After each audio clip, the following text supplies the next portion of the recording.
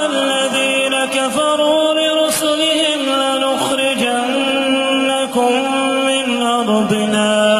أو لتعودن في ملتنا فأوحى إليهم ربهم لنهلكن الظالمين ولنسكننكم الأرض من بعدهم ذلك لمن خاف مقامي وخاف وعيد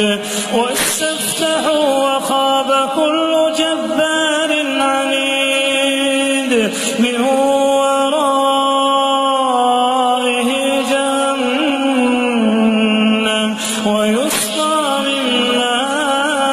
ماء صديد يتجرعه ولا يكاد يسيغه. Likey